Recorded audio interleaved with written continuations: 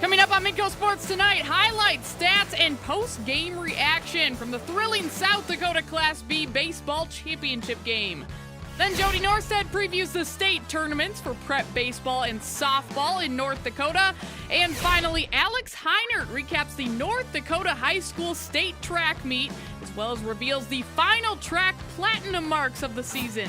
All of that plus much more. Midco Sports Tonight starts right now. Good evening, everyone. Welcome to the show. I'm Kelly Stewart, and this is Midco Sports Tonight. Believe it or not, through all of the weather cancellations early on and the scramble to make up games, the South Dakota prep baseball season has finally come to a close. The Class B championship was hit with a rain delay yesterday, but after a few drops, it was back to playing ball, and fans definitely got to see everything you'd expect from a title game. So for more on that, here's Jason Andera. Thank you, Kelly. The spring season is finally complete, and there is a new champion in Class B baseball. So here's the highlights. Let's check it out. Homme has had some really good teams in the last few years, but they haven't been able to win a state title. In this one, they tried to get a game in ahead of the rain, but look how slippery the ball was. Right past the first baseman, and the first run of the game goes to Homme. Then they had to wait a little bit, 68 minutes to be exact, and the rain delayed the game for a while, but when they got started back up again, Joey Slamma didn't waste any time. All the way to the fence, Tanner Van Driel motors home, and that sparked a 4-run third inning for Homme. They started getting control here, and then they kept going. Fifth inning, Bryce Shazinski finds a hole on the left side. That's going to score Christian Eaker, and all of a sudden a 7-0 lead, comfy lead, right? Well, not right. Caden Knowles and company were on the comeback trail. Knowles hits an RBI single, gets the Trojans aboard, followed by Cooper Myris. He gets an RBI, and all of a sudden, it's 7-2, not so comfortable. Then they did a pitch count check, and it revealed that Bryce Shazinski had hit his 105 pitch limit, so they had to take him out of the game. Josh Schmidt would come in relief, but that West Central offense, didn't matter who was pitching, they kept coming. Devin Gary rips one to left field, scores another run. Next thing you know, it's 7-4. And they ain't done yet. Seventh inning now, Clay Haben smashes one to left, another run.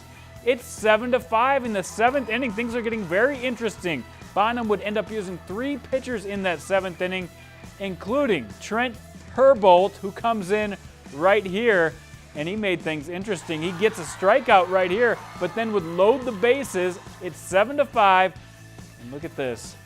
He finds a way to throw the last strikeout, and they get it done. Homme, Scotland, first state championship since 2011.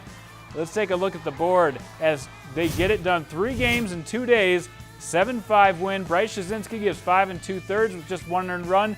And as I said, those 3 relief pitchers combined to keep that game on ice. Even though Brock Halderman threw a complete game, it wasn't enough for West Central.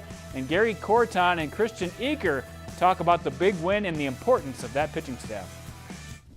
No, a good team like West Central, they're always going to battle back. We knew that. We just knew we had to play good defense for the rest of the game. It was great to get that early lead, and we knew they were going to battle back. We know we just had to counter it with our good defense, so we ended up doing it.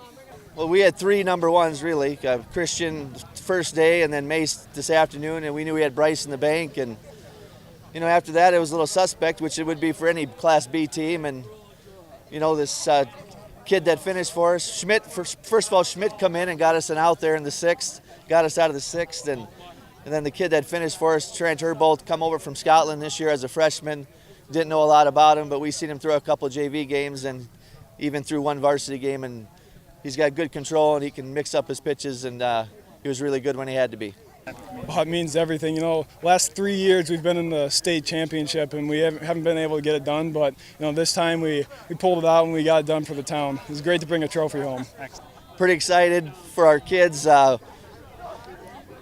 We lost one of our kids this winter in a car accident, and before the game we said we're going to win it for him, and they did.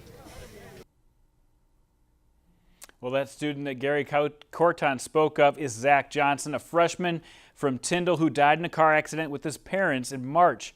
An inspired bunch. They got it done. Homme, Scotland takes home the title. Congratulations. Tomorrow we'll put a bow on the season and list some of the top players throughout spring baseball. Back to you, Kelly. All right, thank you so much, Jandy. We'll stick around because when Midco Sports Tonight returns, Jody Norstead stops by to preview the state baseball tournament. He'll give you the lowdown on the matchups, plus put a spotlight on some of the key players to watch. Midco Sports Tonight, presented by Avera Orthopedics.